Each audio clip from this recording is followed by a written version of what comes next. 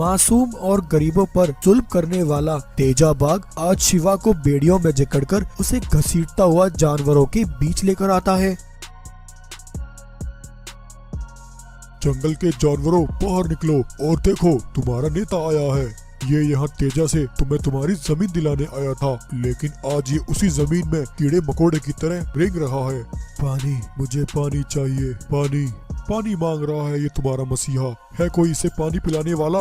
ये तुम्हारे हक के लिए लड़ रहा था। है कोई इसका चाहने वाला जो इसे आज पानी पिला सके? तभी एक घड़े में पानी लेकर सीमा शेरनी भागती हुई अपने बेटे शिवा के पास आती है, लेकिन तेजा का एक सिपाही भागकर उस घड़े को फोड़ देता है। इसने जमीन मांगी थी हमसे, ये जगह मांगी थी। आज इसी जमीन में इसे तड़प तड़प कर हम मार डालेंगे। तू क्या मारेगा? अरे जालिम, तू तो खुद मरा हुआ है। अकेले ही तेरे सारे साम्राज्य को मेरे बेटे ने खत्म कर दिया।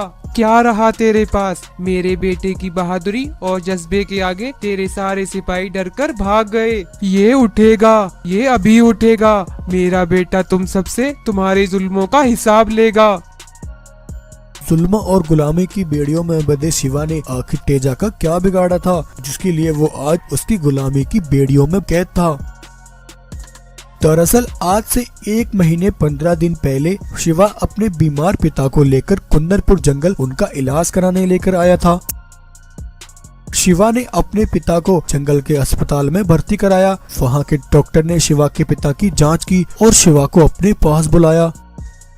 शिवा, मुझे कहते हुए थोड़ा अफसोस हो रहा है, लेकिन तुम्हारे पिताजी के पास अब सिर्फ कुछ ही दिन बाकी हैं। तुम्हारे पिताजी लंबे समय से एक गंभीर बीमारी से पीड़ित हैं। इस अवस्था में उनका ऑपरेशन करना असंभव है, इसलिए तुम अपने पिता को अपने साथ घर ले जाओ और वहाँ इनकी सेवा करो। डॉक्टर की बात सुनकर शिवा को बहुत दुख होता है।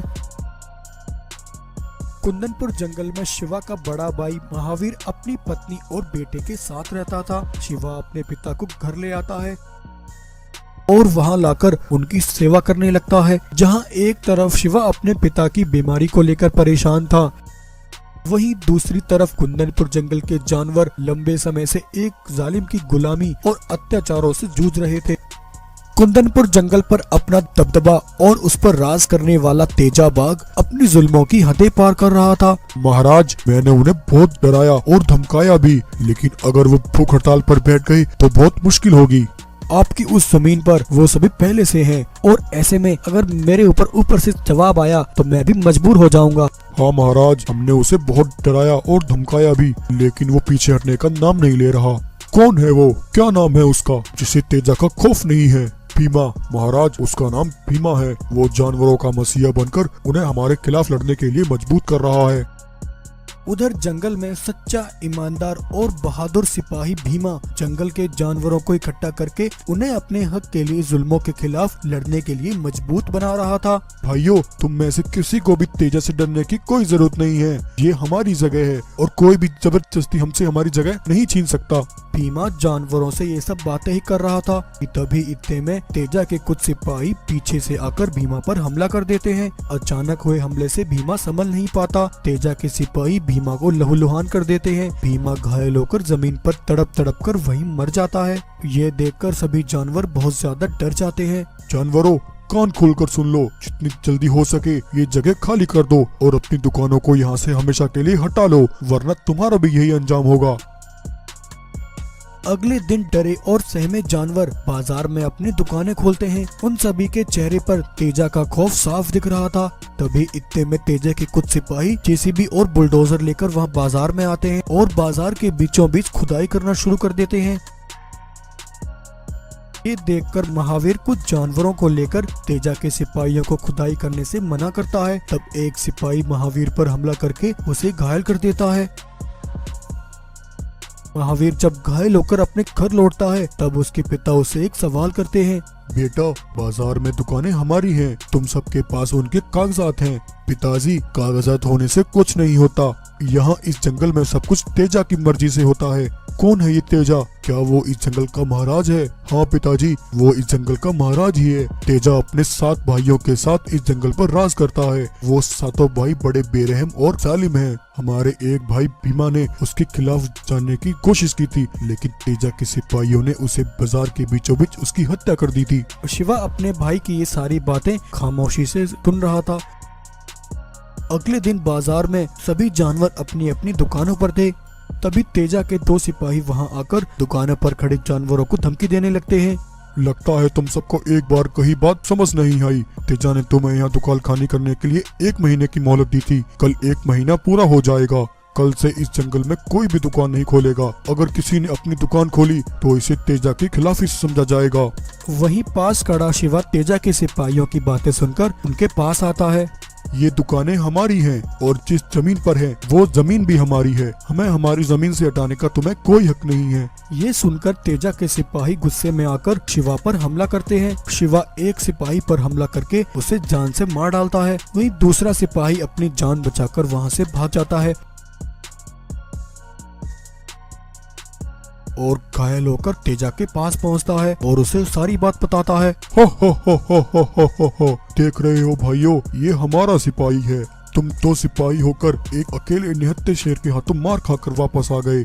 ऐसे बुजदिल और कायर सिपाहियों की मेरे पास कोई जगह नहीं है। तेजा का एक भाई उस सिपाही पर हमला करके उसे मौत की नींद सुला देता है। उधर बाजार में जंगल के जानवर इस हादसे से घबराए हुए थे। शिवा, आज जो कुछ बाजार में हुआ वो सही नहीं हुआ। तेजा अपने सिपाही का बदला हमसे जरूर लेगा। उसके सिपाही अब हमें नहीं छोड़ेंगे। वो हम सबको मार डालेंगे। भाइयों, तुम में से किसी को भी डरने की कोई जरूरत नहीं है। हम अपने हक के लिए लड़ रहे हैं। तुम सब अपनी अपनी दुकानों पर वापस चले जाओ।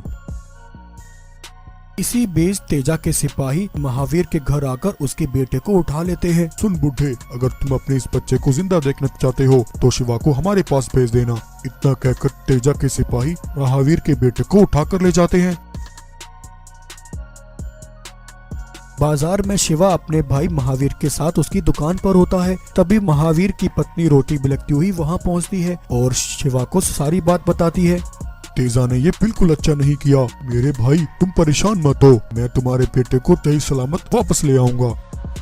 शिवा आधी रात चुपके से जाकर अपने भाई महावीर के बेटे बगीरा को पिंजरे का दरवाजा तोड़कर उसे बाहर निकाल लेता है। लेकिन उसे ऐसा करते कुछ सिपाही देख लेते हैं। वो शिवा का पीछा करते हैं, लेकिन शिवा बगीरा को लेकर तेजी से वहां से निकल जाता है। सुबह जब तेजा को ये पता लगता है तो तेजा गुस्से से पागल हो जाता है। उस मामूली से शेर की इतनी हिम्मत कि उसने मेरे ही घर में आकर वो मेरे कैदी को उठाकर ले गया। सिपाहियों, वो जहाँ कहीं भी है उसे इसी समय जिंदा या मुर्दा मेरे पास ले आओ। तेजा के सिपाही शिवा को ढूंढते हुए महावीर की दुकान पर पहुंचते हैं। वो महावीर पर हमला करके उसे बेरहमी से वहीं मार डालते हैं। शिवा जब खून से लथपथ अपने भाई महावीर की लाश देखता है तो शिवा गुस्से से पागल हो जाता है। तेजा, तुमने मुझसे मेरे भाई को छीन लिया। मैं कसम खाता हूँ, एक एक करके तेरे सारे भाइयों को चुन चुन कर मारूंगा। अपने भाई की मौत का हिसाब मैं तुझसे जरूर लूंगा। शिवा बदले की आग में जल रहा था। तेजा के कुछ भाई अपने सिपाहियों के साथ शिवा को जंगल में हर तरफ तलाश कर रहे थे। शिवा उनके सामने आकर उनका रास्ता रोक लेता है। शिवा ने अपने दुश्मनों के लिए जमीन में बम दबा रखे थे। जैसे ही दुश्मन के पांव बम पर पड़ते हैं, वहाँ एक विस्फोट होता है और तेजा के सारे सिपाहियों के साथ उसके भाइयों के टुकड़े टुकड़े हो जाते हैं। तेजा जब एक साथ अपने इतने भाइयों की लाशें देखता है, वो गुस्से से पागल हो जाता है। शिवा, मैं तुम्हें जिंदा नहीं छोड़ूंगा। मैं तुम्हें ऐसी मौत दूंगा कि तेरी आने वाली 7 पुश्तें भी उन्हें याद रखेंगी। अगले दिन तेजा अपने सिपाहियों के साथ शिवा पर हमला करके उसे बंदी बना लेता है। तेजा बाग आज शिवा को बेड़ियों में जकड़कर उसे घसीटता हुआ जानवरों के बीच लेकर आता है। जंगल के जानवरों, बाहर निकलो और देखो, तुम्हारा नेता आया है। ये यहाँ तेजा से तुम्हें तुम्हारी जमीन दिलाने आया था, लेकिन आज ये उसी जमीन में कीड़े मकोड़े की तरह रेंग रहा है। पानी, मुझे पानी चाहिए। पानी मांग रहा है ये तुम्हारा मसीहा। है कोई इसे पानी पिलाने वाला? ये तुम्हारे हक के लिए लड़ रहा था। है कोई इसका चाहने वाला जो इसे आज पानी पिला सके? तभी एक घड़े में पानी लेकर सीमा शेरनी भागती हुई अपने बेटे शिवा के पास आती है, लेकिन तेजा का एक सिपाही भागकर उस घड़े को फोड़ देता है। इसने जमीन मांगी थी हमसे, ये जगह मांगी थी, आज इसी जमीन में इसे तड़प तड़प कर हम मार डालेंगे। तू क्या मारेगा? अरे जालिम, तू तो खुद मरा हुआ है। अकेले ही तेरे सारे साम्राज्य को मेरे बेटे ने खत्म कर दिया। क्या रहा तेरे पास? मेरे बेटे की बहादुरी और जज्बे के आगे तेरे सारे सिपाही डरकर भाग गए। ये अभी उठेगा। मेरा बेटा तुम सबसे तुम्हारे जुल्मों का हिसाब लेगा। अपनी माँ की आवाज सुनकर बेबस और लाचार शिवा पूरी ताकत के साथ उठ खड़ा होता है और तेजा के सिपाहियों को एक एक करके मारने लगता है। शिवा को बहादुरी के साथ लड़ता देख जंगल के जानवर भी उसका साथ देने लगते हैं और तेजा के सिपाहियों को मार डालते हैं। शिवा तेजा को रस्सी से बांधकर बाजार में चारों ओर घसीटता है और तेजा को घसीट कर वहीं मार डालता है। तेजा को मारकर शिवा जोर जोर से जंगल में दहाड़ लगाने लगता है। इस तरह आज शिवा तेजा के सारे भाइयों को मारकर उसके सारे साम्राज्य को खत्म कर देता है। जंगल के जानवर शिवा की बहादुरी से बहुत खुश होते हैं। सभी मिलकर शिवा की जय जयकार करने लगते हैं। उस दिन कुंदनपुर जंगल में सभी जानवर जंगल की हरी भरी घास खाकर वहाँ का आनंद ले रहे थे कि तभी अचानक जंगल की जमीन हिलने लगती है। तेज हवा से जंगल के पेड़ डगमगाने लगते हैं, मानो कोई तूफान आने वाला हो। जानवरों को अपने सामने किसी के आने की हलचल सुनाई देने लगी। जब सभी ने मुड़कर अपनी नजरें उठाकर देखा, 100 हाथियों की ताकत रखने वाला एक विशाल ज़ॉम्बी बाघ तेजी से उनकी ओर बढ़ता चला आ रहा था। उसने वहां आकर सब तहस नहस कर दिया। वो मासूम जानवरों को एक एक करके मारता चला जा रहा था। जब यह खबर प्रजा के रक्षक राघव शेर ने सुनी, तब राघव फौरन तेजी से भागता हुआ वहां पहुंचा और उसने अपनी नजरें उठाकर देखा कि वहां एक विशाल बाघ जंगल में आतंक मचा रहा है। आज अपने सामने विशाल खूनी बाघ को देखकर राघव के पैर भी डगमगाने लगे थे। सुनो, रुक जाओ। कौन हो तुम? मैं कहता हूँ वहीं रुक जाओ। इन मासूम जानवरों ने तुम्हारा क्या बिगाड़ा है? आखिर तुम कौन हो और तुम्हारा मेरे जंगल में आकर इस प्रकार तबाही मचाने का क्या मतलब है? हो हो हो हो हो हो हो हो हो। मैं तुम्हें ही ढूंढ रहा था। पिछली बार तो तुम मुझसे बच निकले थे। परसों पहले जो तुमने मेरे साथ किया, आज मैं तुम्हें और तुम्हारे इस जंगल को तबाह करके अपना बदला पूरा करूंगा। आज तुम भी मुझे नहीं रोक पाओगे। दरअसल राघव की उस विशाल खूनी बाघ से दुश्मनी आज से 5 साल पहले शुरू हुई थी, जब एक दिन डरा और सहमा हुआ एक घोड़ा भागता हुआ राघव के पास आया। महाराज, गजब हो गया, वो सभी मर जाएंगे, अब उन्हें कोई नहीं बचा सकता। शांत हो जाओ घोड़ा, क्या बात है? कौन मर जाएगा? तुम किसकी बातें कर रहे हो? बताओ मुझे। क्या बताऊं महाराज, जंगल में एक भयंकर महामारी फैल गई है। जंगल के जानवर एक साथ बीमार पड़ना शुरू हो गए हैं। उन सभी के शरीर से खून बहना शुरू हो गया है। इससे पहले हमारे जंगल में कभी ऐसा नहीं हुआ महाराज। राघव ये खबर सुनकर हैरान हो जाता है।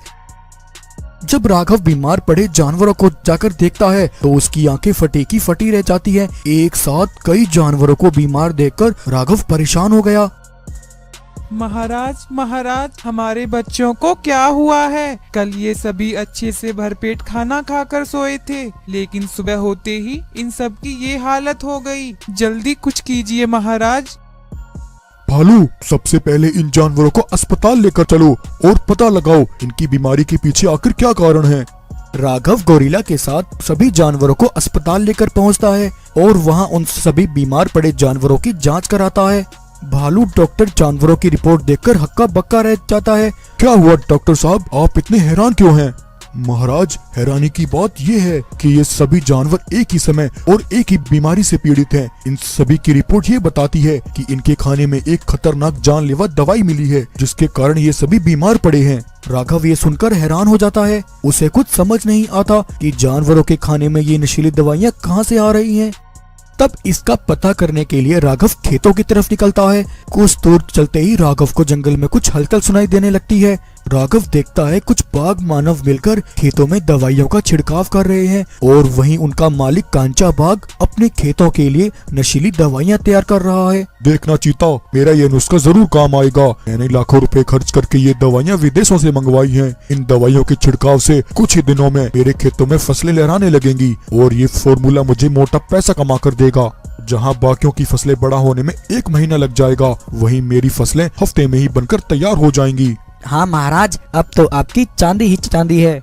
चीता, याद रखना, ये राज राज ही रहे। इस फॉर्मूले के बारे में जंगल में किसी को नहीं पता चलना चाहिए। कांचा और चीता की ये सारी बातें राघव अपनी आंखों से देख और सुन लेता है। राघव सारा खेल समझ जाता है। अच्छा, तो इसका मतलब जानवरों के खाने में ये नशीली दवाइयाँ यहाँ से आ रही हैं। ये कांचा अपनी फसलें जल्दी बढ़ाने के चक्कर में खेतों में नशीली दवाइयों का प्रयोग कर रहा है।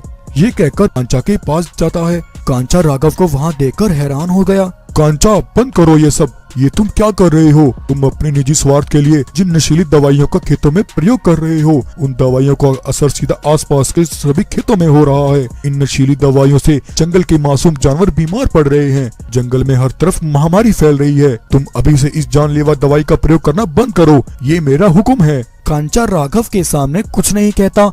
हो, मूर्ख राघव, तुम्हें क्या लगता है मैं तुम्हारी इन गीदड़ बक्कियों से डर जाऊंगा? लाखों रुपए खर्च करके मैंने ये फॉर्मूला मंगाया है। मूर्ख राघव, तुम क्या, मुझे इस जंगल में ऐसा करने से कोई नहीं रोक सकता। ऐसा बोलकर कांचा अपने सिपाहियों से कहकर भारी मात्रा में खेतों में जानलेवा दवाइयों का छिड़काव करने लगता है और वहीं दूसरी ओर जंगल में जानवरों की संख्या तेजी से अस्पतालों में बढ़ने लगती है। ये देखकर राघव को बहुत गुस्सा आता है। राघव अपने सैनिकों को इकट्ठा करता है। मैंने उस कांचा को अपनी गलती सुधारने का एक मौका दिया था, लेकिन लगता है मेरी बात का उस पर कोई असर नहीं पड़ा। सिपाहियों, चलो आज उस कांचा की नशीली फैक्ट्री को तबाह कर देते हैं।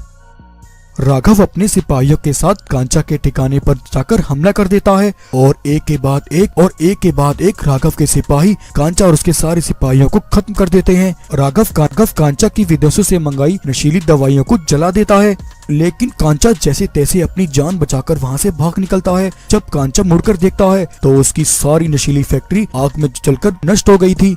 राघव, मैं तुम्हें नहीं छोड़ूंगा। तुमने मेरे बरसों के सपने को चकनाचूर कर दिया। तुम्हें ये दुश्मनी भारी पड़ेगी। तो इस तरह यहाँ से कांचा और राघव की दुश्मनी की शुरुआत हुई।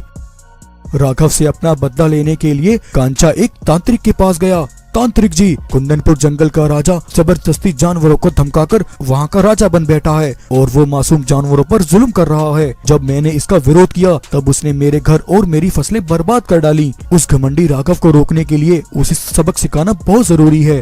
तो कांचा, इसके लिए तुम मुझसे क्या चाहते हो?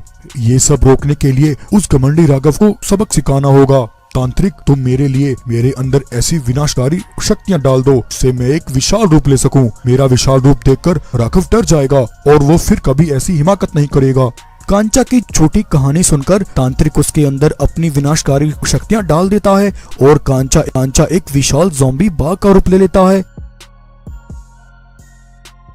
और आज इस तरह कांचा राघव से अपना सालों पुराना बदला लेने के लिए उसके जंगल में आकर तबाही मचा रहा था। तभी राघव के पास गोरिल्ला भागता हुआ आता है। महाराज, ये विशाल बाघ और कोई नहीं बल्कि आपका सालों पुराना दुश्मन कांचा बाघ है। इसने तुम्हारे खिलाफ एक तांत्रिक को अपनी झूठी कहानी बताकर उससे अपने अंदर विनाशकारी शक्तियां टलवाई हैं और ये विशाल रूप लेकर यहाँ आपसे बदला लेने आया है। ये सुनकर राघव गोरिल्ला से कहता है, गोरिल्ला, पहले ये मेरे हाथों से बच निकला था। चलो आज मिलकर इसका इलाज कर ही देते हैं। तुम अपने काम पर लग जाओ, मैं इसे अपने पीछे लेकर आता हूँ।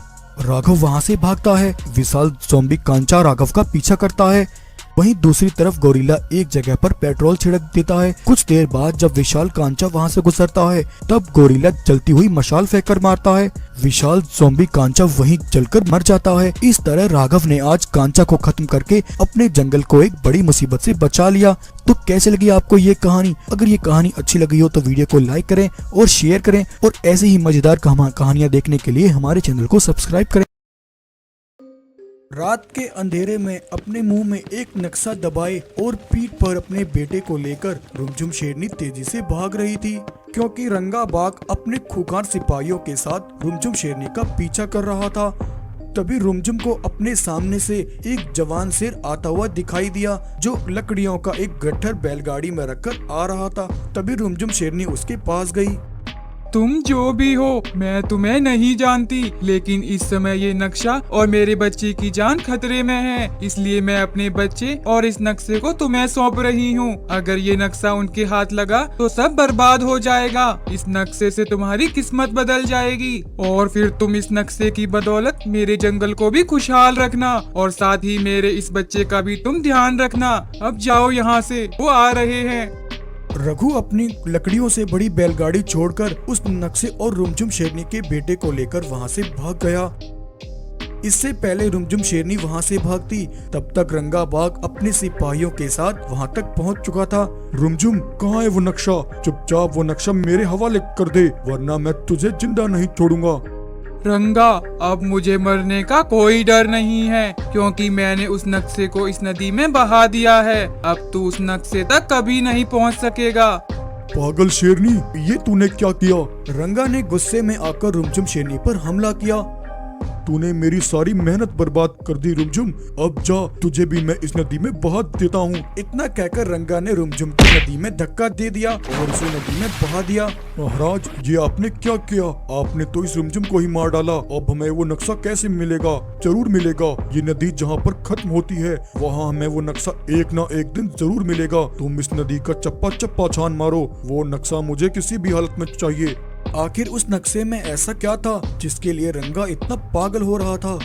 दरअसल वृंदावन जंगल का राजा प्रताप शेर एक सच्चा और ईमानदार अमीर दौलतमंद राजा था। प्रताप के पास एक ऐसा खुफिया नक्शा था जिसके अंदर एक ऐसी रहस्यमय गुफा का राज था जो हीरे और सोने से खचाखच भरी हुई थी। उस गुफा में से सोना कभी खत्म नहीं होता था। उसमें से जितना सोना निकलता वो जादुई गुफा उतना ही सोना अपने अंदर फिर से भर लिया करती थी। प्रताप हर महीने उस गुफा में जाकर उस गुफा से सोना निकालता और उसे अपने जंगल में ले आता और उस सोने को प्रताप अपने जंगल के गरीब और मासूम जानवरों में बांट दिया करता था। इस सोने की गुफा की बदौलत प्रताप के जंगल में खुशहाली आ गई थी। धीरे धीरे प्रताप के जंगल का हर एक गरीब जानवर अब अमीर हो रहा था और चारों तरफ आसपास के जंगलों में प्रताप के जंगल की चर्चा होने लगी। लेकिन एक दिन ये बात घमंडी और लालची रंगा के कानों तक पहुंची, जिसकी एक विशाल ताकतवर सेना थी। रंगा, धीरे धीरे उस प्रताप का जंगल सोने की चिड़िया बनता जा रहा है। आसपास के जंगलों में हर कोई सिर्फ प्रताप की तारीफ करता है। खामोश हो जाओ चीता, ये सब सुनते हुए मेरे कान पक गए हैं। मुझे किसी भी कीमत पर वो नक्शा चाहिए जिसकी बदौलत वो प्रताप दिन ब दिन अमीर होता जा रहा है। हम आज रात ही प्रताप के जंगल जाकर उस पर धावा बोल देंगे। ऐसा कहकर रंगा बाघ आधी रात में अपने कुछ सिपाहियों को लेकर वृंदावन जंगल में आया। लेकिन एक गाय ने रंगा को अपनी बड़ी सेना के साथ प्रताप की गुफा की ओर जाते हुए देख लिया।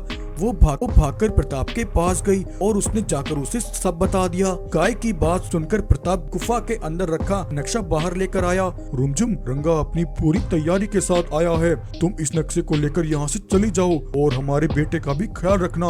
तब तक मैं इस रंगा को रोकने की कोशिश करता हूँ। तब रुमझुम शेरनी उस नक्शे और अपने बेटे को लेकर वहाँ से निकल जाती है। लेकिन रुमझुम को भागते हुए रंगा देख लेता है। सिपाहियों, रुमझुम शेरनी नक्शा लेकर भाग रही है। तुम में से कुछ सिपाही उसके पीछे जाओ। रंगा अपने कुछ सिपाहियों को रुमझुम के पीछे भेज देता है और वो प्रताप के पास जाकर उस पर वार करता है और प्रताप को वहीं जान से मार देता है। प्रताप को मारकर रंगा उस नक्शे को पाने के लिए अपने सिपाहियों के साथ मिलकर रुमझुम का पीछा करता है। रघु उस नक्शे को लेकर अपने घर आता है। रघु के घर में उसकी बूढ़ी माँ, जो कई दिनों से एक लंबी बीमारी से पीड़ित थी। बेटा, लगता है ये बीमारी तो मेरी जान लेकर ही रहेगी। तुम खामखा अपनी जवानी मेरी सेवा में बर्बाद कर रहे हो। अच्छा होगा तुम मुझे छोड़कर यहाँ से कहीं दूर चले जाओ और अपनी जिंदगी की एक नई शुरुआत करो। नहीं माँ, ये तुम क्या कह रही हो? मैं अच्छे से अच्छे अस्पताल में तुम्हारा इलाज कराऊंगा। अरे बेटा, तू कितना भोला है। भला तू इतने सारे पैसे कहाँ से लेकर आएगा? मेरी बात मान और चला जा यहाँ से। तब अपनी माँ की ये बात सुनकर रघु को रुमझुम शेरनी का दिया हुआ वो नक्शा याद आया। रघु उस नक्शे को लेकर नक्शे को देखते हुए रघु उस गुफा तक पहुंचा। जब रघु ने उस गुफा के अंदर जाकर देखा तो वो गुफा सोने और हीरे से खचाखच भरी हुई थी। रघु ये देखकर हैरान हो गया। शायद इसीलिए उस शेरनी ने मुझे मेरी किस्मत बदलने की बात कही थी। तब रघु ने उस गुफा से कुछ सोना रखा और वो सोने को लेकर एक व्यापारी के पास आया और उस सोने को बेचकर उससे मिले पैसों से उसने अपनी माँ को अस्पताल में दाखिल करवाया।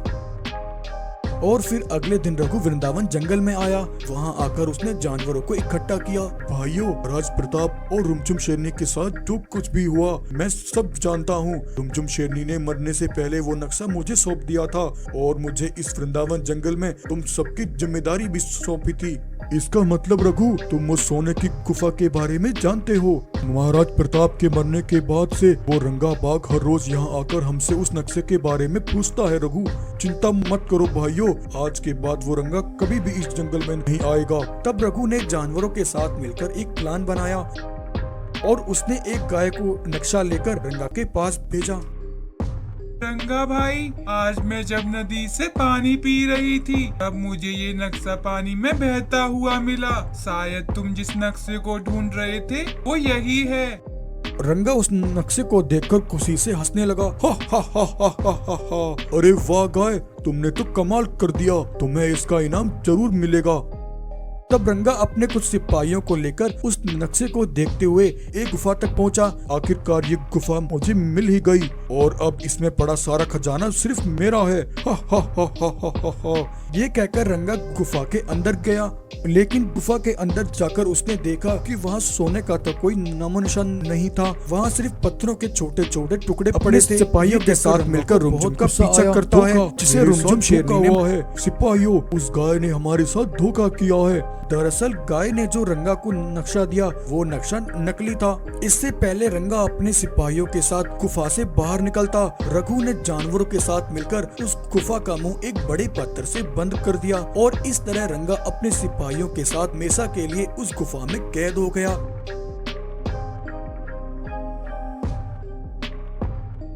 और वृंदावन जंगल आकर उसे जानवरों में बांट देता। गरीब रघु शेर की किस्मत अब बदल चुकी थी। वृंदावन जंगल के जानवरों ने रघु की नेकदिली और बहादुरी को देखते हुए उसे ही अपना राजा बना दिया और फिर रघु अपनी माँ के साथ हंसी खुशी वृंदावन जंगल में रहने लगा। तो ये कहानी आपको कैसी लगी? अगर कहानी पसंद आई हो तो वीडियो को लाइक, शेयर एंड चैनल को सब्सक्राइब जरूर करें। हिमालय जंगल के कुछ जानवर नदी पर खड़े होकर पानी पी रहे थे, लेकिन तभी जानवरों को पानी में एक अजीब सा तूफानी झटका महसूस हुआ। आसपास के पेड़ तेज हवा के झोंके से डगमगाने लगते हैं, जैसे कोई बहुत बड़ा तूफान आने वाला हो।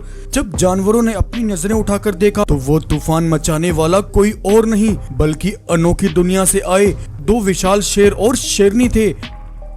वो विशाल शेर और शेरनी जंगल के पेड़ों को तोड़ते हुए आगे बढ़ रहे थे। वो अपने सामने आने वाली हर चीज को अपने पैरों के नीचे कुचल रहे थे। जंगल के जानवर विशाल शरीर वाले शेर और शेरनी को देखकर वहां से भाग खड़े हुए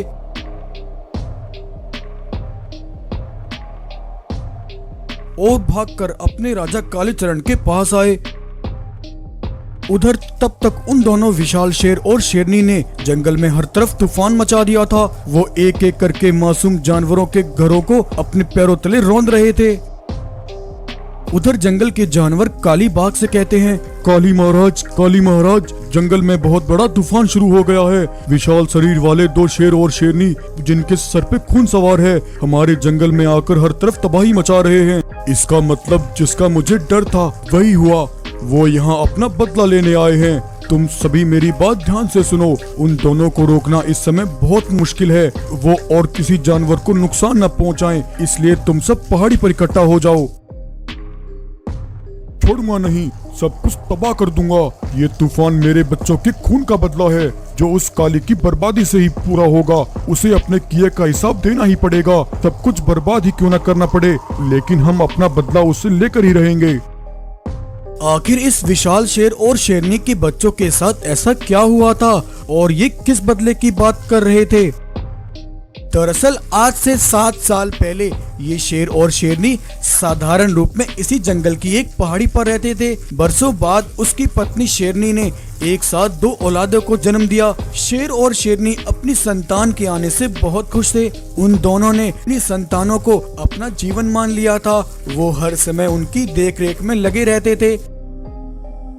लेकिन एक दिन जब शेर और शेरनी गुफा पर नहीं थे, तब काली बाघ ने अपने कुछ सिपाहियों के साथ आकर उस शेर और शेरनी की दोनों बच्चों को जिंदा जला दिया। दोनों बच्चे आग में जलकर वहीं मर गए।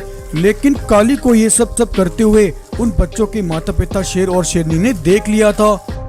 बरसों बाद हमारे आंगन में खुशियों ने दस्तक ली थी। काली, तूने ये करके हमसे हमारी जिंदगी छीन ली। तुझे इसका हिसाब देना ही पड़ेगा। तब वो शेर और शेरनी बदले की आग में एक जादूगर के पास गए और उसकी जादुई शक्तियों से विशाल रूप धारण किया। उधर काली ने जब अपने कुछ सिपाहियों के साथ जंगल जाकर देखा तो वहाँ हो रही तबाही को देखकर काली बहुत परेशान हुआ। खून से लथपथ जानवरों की लाशें देखकर उसे कुछ समझ नहीं आ रहा था कि वो इस तबाही को कैसे रोके। अब बस बहुत हुआ। अब मुझे उस शेर और शेरनी का सामना करना ही पड़ेगा, चाहे फिर वो मुझे जान से ही क्यों ना मार डालें। लेकिन अब मुझे उन दोनों को वो सच्चाई बतानी ही होगी। तब काली उस विशाल शेर और शेरनी के सामने आ गया। विशाल शेर और शेरनी, मैं आ गया हूँ। तुम्हें मेरी ही तलाश थी। ये लो, मैं तुम्हारे सामने खड़ा हूँ। तुम मुझे जान से मारना चाहो तो मार सकते हो, लेकिन उससे पहले तुम दोनों का अपनी संतान का वो राज जानना बहुत जरूरी है। कैसा राज? मैंने अपनी आंखों से देखा था। तुमने हमारे बच्चों को जिंदा आग में जला दिया था। विशाल शेर, तुमने जो देखा वो सिर्फ आधा सच था, बाकी आधी सच्चाई से तुम बेखबर हो।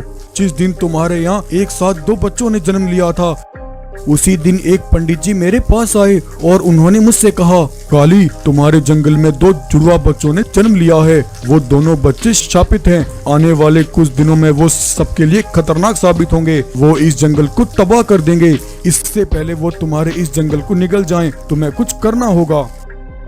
तुम्हारे दोनों बच्चे शापित थे। उनके ऊपर एक ऐसा श्राप लगा हुआ था, अगर वो दोनों आज जिंदा होते तो हम में से कोई भी इस जंगल में जीवित न होता और अब तक ये जंगल शमशान बन गया होता। इसलिए मुझे मजबूर होकर उन दोनों को मारना पड़ा।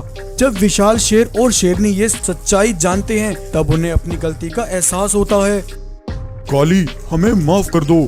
अपनी औलाद को खोने का दुख में हम दोनों पागल हो गए थे। बिना सच्चाई जाने हमने तुम्हारे जंगल में जो तबाही मचाई है, उसकी भरपाई भी हम जरूर करेंगे। तब विशाल शेर और शेरनी काली को ढेर सारा धन और सोना देते हैं और वो दोनों अपने जंगल वापस लौट जाते हैं। तो ये थी इस विशाल शेर और शेरनी की कहानी। तो आपको आज की हमारी स्टोरी कैसी लगी? अगर आपको स्टोरी अच्छी लगी है तो वीडियो को लाइक करें और ऐसी ही मजेदार कहानियां देखने के लिए चैनल को सब्सक्राइब करें। एक शमशान जंगल में घनी झाड़ियों के बीच बनी उस रहस्यमय गुफा में एक ऐसा जादुई ताज रखा हुआ था, जिसके अंदर से एक तेज रोशनी निकल रही थी। तभी एक दिन एक अजीबोगरीब दिखने वाला दानव उस गुफा तक पहुंचता है और वहां गुफा के दरवाजे पर एक तेज धमाका करता है, जिससे गुफा के सामने रखा विशाल पत्थर चकनाचूर हो गया। वो दानव गुफा के अंदर जाकर उस जादुई ताज को उठा लेता है और उसे लेकर वहां से भागता हुआ कालिया बाग के पास आता है। कालिया, मैंने तुम्हारा काम कर दिया है। अब तुम जो चाहो इस ताज की शक्तियों से कर सकते हो, लेकिन मुझे 50 जानवर जिंदा चाहिए, जिन्हें खाकर मेरे सिपाही अपनी भूख शांत करेंगे। कालिया बाग उस जादुई ताज को अपने सर पर पहन लेता है और जादुई ताज की शक्तियों से वहां अपनी एक विशाल सेना बनाता है। सालों से मैं ताज को पाने के सपने देख रहा था। आज वो मेरा सपना हकीकत में बदल चुका है। अब तुम देखते जाओ, मैं उसके जंगल का एक एक जानवर लाकर तुम्हारे कदमों में डाल दूंगा। अपनी जादुई सेना लेकर कालिया बाग रुद्रा के जंगल में दाखिल हो गया। कालिया को देखकर जानवरों में भगदड़ मच गई। भाइयों, जल्दी भागो, हम सबको काली पहाड़ी के ऊपर पहुंचना होगा। तभी जानवरों की भीड़ में से एक गाय भालू को लेकर पत्थरों के पीछे आई। भालू काका, तुम सभी जानवरों को लेकर काली पहाड़ी पर पहुंचो। अब लगता है सिर्फ वही हमारी रक्षा कर सकता है। मुझे उसके पास जाना होगा। तब गाय वहां से भागती हुई एक दूसरे जंगल में आती है, जहां एक बूढ़ी कमजोर शेरनी अपनी बेटी शिवा के साथ रहती थी। महारानी जी, वो कालिया बाघ अपनी पूरी ताकत के साथ लौट आया है और उसने न जाने कैसे वो जादुई ताज भी हासिल कर लिया है। ये सुनकर रश्मि शेरनी परेशान हो गई। माँ, ये गाय कौन है और कौन वापस लौट आया है? ये गाय किस जादुई ताज के बारे में बात कर रही है? बेटा, जब तुम्हारा जन्म हुआ, तुम्हारे पिता इस मुकुट के साथ जंगल पर राज किया करते थे। इस मुकुट के सहारे वो अपने जंगल के हर गरीब जानवर और जंगल की सीमाओं की रक्षा किया करते थे। लेकिन एक दिन एक दानव अपना रूप बदलकर तुम्हारे पिता के पास आया। महाराज, महाराज, मेरी रक्षा कीजिए। मेरे परिवार को कुछ लुटेरे बाघ मानवों ने बंदी बना लिया है और वो मुझसे मेरे परिवार को आजाद करने के बदले में 1 लाख सोने के सिक्के मांग रहे हैं। मैं बहुत गरीब हूँ महाराज, मेरे पास इतना पैसा नहीं है। आप कैसे भी करके मेरे परिवार को बचा लीजिए महाराज। तब तुम्हारे पिता उस शेर की मदद के लिए उसके साथ चले गए। लेकिन बीच रास्ते में आकर वो दानव अपनी असली रूप में आ गया। धोखा, इसका मतलब ये सब एक चाल थी। हाँ रुद्रा, और अब तुम हमारे जाल में फंस चुके हो। तभी पत्थरों के पीछे छिपे कालिया बाघ ने एक तेज नुकीला खंजर तुम्हारे पिता को मारा, जिससे तुम्हारे पिता घायल होकर जमीन पर गिर गए। धोखा, गद्दारों, तुमने मेरे साथ धोखा किया है। तुमने मुझे धोखे से मारा है। रुद्रा, जंग में सब जायज होता है। अब मैं तुम्हारे इस जादुई ताज से यहाँ के सभी जंगलों पर अपनी हुकूमत करूँगा। ये कहकर कालिया रुद्रा के सर से वो जादुई ताज उतार लेता है और उसे अपने सर पर पहनने ही वाला था कि तभी एक चील तेजी से उड़ता हुआ आकर उस जादुई ताज को अपने पंजों में दबाकर वहाँ से उड़ जाता है। हा हा हा हा हा, देखा कालिया, तुझे वो ताज कभी नहीं मिल पाएगा। तेरा हुकूमत करने का सपना सपना ही रह जाएगा। इतना कहकर रुद्रा ने अपने प्राण वहीं छोड़ देता है। वहीं दूसरी तरफ जादुई ताज न मिलने से कालिया को बहुत गुस्सा आया। चिंता मत करो कालिया, मैं एक ना एक दिन वो जादुई ताज तुम्हें जरूर ला कर दूंगा। लेकिन इस समय मेरे अंदर बदले की आग जल रही है, जो उस रुद्रा की पत्नी और बेटे को मारकर ही खत्म होगी। तब इस गाय ने कालिया की सारी बातें सुनी थी और इसने आकर मुझे सब बताया। तब मैं तुम्हें बचाने के लिए अपना जंगल छोड़कर तुम्हें यहाँ ले आई। लेकिन माँ, हम सब तो यहाँ हैं। वहाँ हमारे जानवरों की जान मुसीबत में है। नहीं शिवा, मैंने भालू काका से कहकर सभी जानवरों को काली पहाड़ी पर सुरक्षित भेज दिया है। कालिया बाघ वहाँ तक नहीं पहुँच पाएगा। माँ, तुम गाय के साथ जंगल जाकर जानवरों की रक्षा करो। तब तक मैं एक जरूरी काम करके आता हूँ।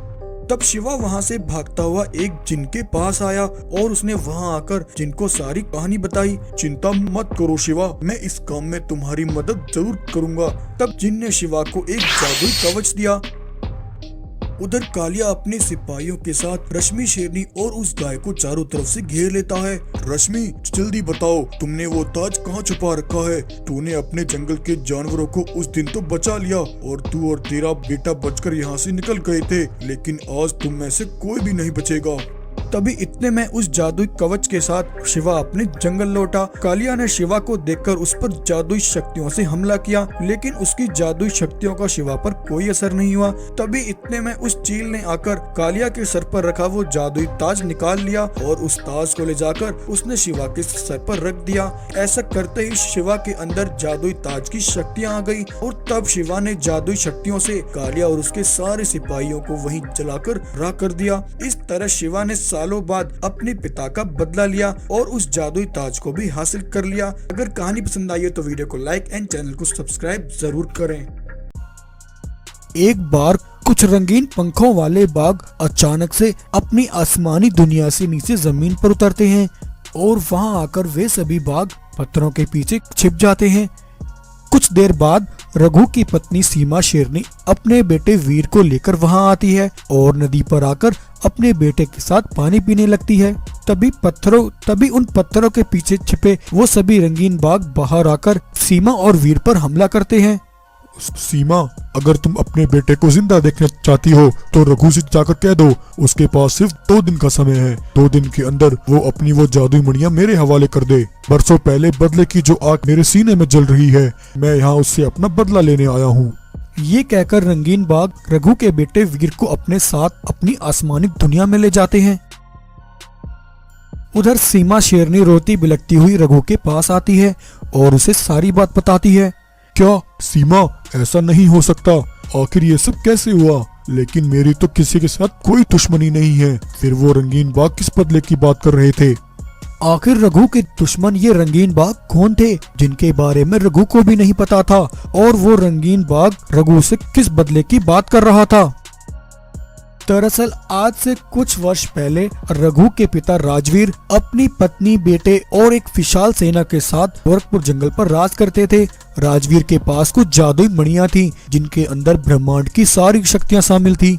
राजवीर अपनी उन मणियों से ताकत इकट्ठा करते थे और उनकी ताकत से जंगल के जानवरों की रक्षा करते थे।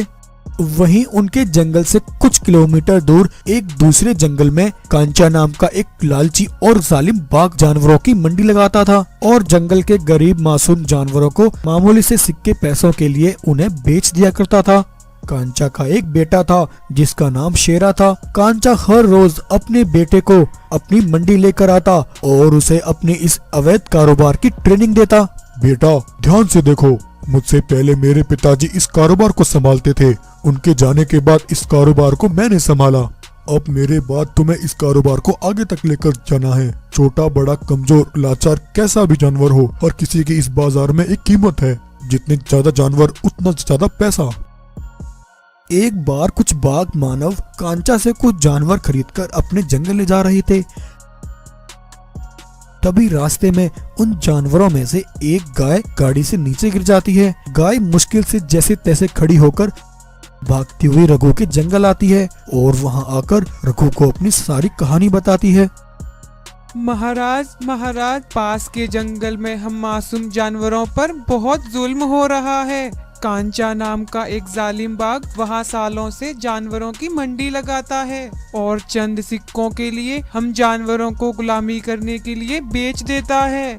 हमारी मदद कीजिए महाराज, हमारे बच्चे और परिवार उस जालिम की कैद में हैं।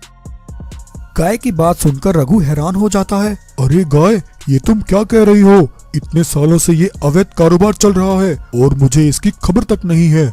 गाय, तुम परेशान मत हो, मेरे होते हुए ऐसा नहीं हो सकता। तुम मुझे उस जगह पर ले चलो जहाँ वो अत्याचारी इस कारोबार को कर रहा है। तब गाय रघु को लेकर दूसरे जंगल उस जगह लेकर आती है जहाँ कांचा अपने सिपाहियों के साथ जानवरों की मंडी चला रहा था। राजवीर कांचा के पास गया। देखो, तुम जो कोई भी हो, इन गरीब और मासूम जानवरों को जबरदस्ती नीलाम करना अवैध है और ये जंगल के कानून के खिलाफ है। मैं तुम्हें हुक्म देता हूँ, तुम इस अवैध काम को इसी समय बंद करो और इन मासूम जानवरों को इसी समय आजाद करो। हो हो हो हो हो हो हो हो हो। ये मेरा जंगल है और तुम मेरे ही जंगल में आकर मुझे ही धमकी दे रहे हो। तुम्हारी भलाई इसी में है कि यहाँ से निकल जाओ, वरना मेरे सिपाही तुम्हारी बोटी बोटी नोच डालेंगे। ये सुनकर राजवीर गुस्से में आ जाता है। वो मन ही मन सोचता है, अगर मैंने यहाँ इसके सामने अपनी जादुई मणि की ताकत का प्रदर्शन किया तो इन्हें मणि के बारे में पता चल जाएगा। ये सोचकर राजवीर चुपचाप वहाँ से वापस लौट जाता है। कांचा उस गाय को वापस से बंदी बना लेता है। आधी रात जब कांचा के सारे सिपाही सो रहे थे, तब राजवीर दबे पांव वहां आकर अपनी जादुई मणि की शक्तियों से सभी कैदी जानवरों को आजाद कर देता है और उन सभी को अपने साथ वहां से निकाल लेता है। लेकिन उस रात उसे ऐसा करते कांचा का एक सिपाही देख लेता है।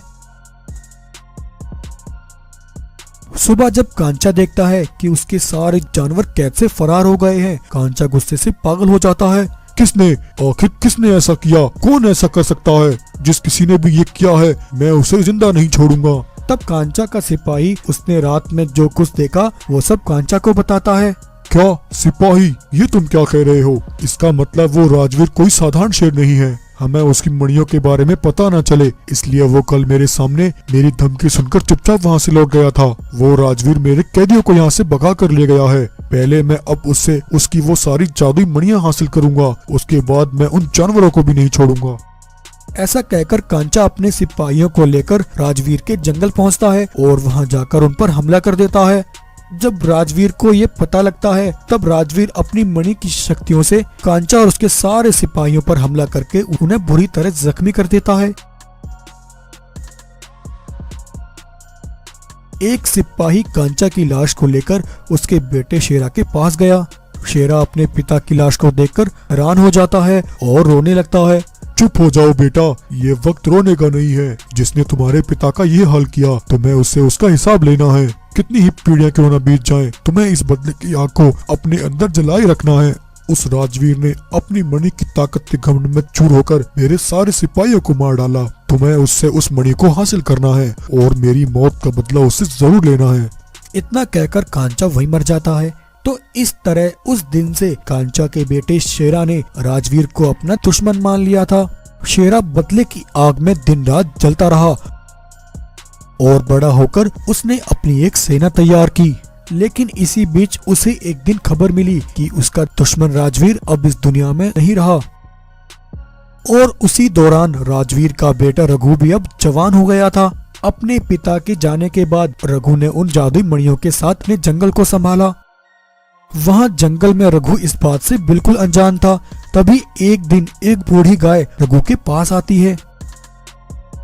बेटा, मुझे अभी अभी पता चला कुछ रंगीन लुटेरे बाग तुम्हारे बेटे को उठाकर ले गए हैं। तुम्हारे बेटे को अगवा करने वाला कोई और नहीं बल्कि तुम्हारे पिता के दुश्मन का बेटा शेरा है। वो यहाँ तुमसे अपने पिता की मौत का बदला पूरा करने आया है। रघु बेटा, तुम्हारे पिता का हमारे ऊपर बहुत बड़ा एहसान है। मैं अगर आज तुम्हारे सामने जिंदा खड़ी हूँ तो तुम्हारे पिता राजवीर की वजह से हूँ। उस अत्याचारी कांचा ने अपने बेटे को भी वही परवरिश दी है। तुम उस जुल्मी को खत्म करके अपने बेटे को वापस ले आओ। गाय के मुंह से सारी कहानी सुनकर रघु उन मणियों की शक्तियों का इस्तेमाल करता है और उन मणि की शक्तियों से एक विशाल रूप धारण कर लेता है। तब विशाल रघु शेरा के जंगल जाकर उन सभी लुटेरे बागों पर हमला करके उन्हें अपनी आग से जला डालता है और अपने बेटे वीर को आजाद करा लेता है। तो कैसी लगी आपको आज की ये कहानी? अगर आपको ये स्टोरी अच्छी लगी हो तो वीडियो को लाइक करें, शेयर करें और ऐसी ही मजेदार कहानियां देखने के लिए हमारे चैनल को सब्सक्राइब करें।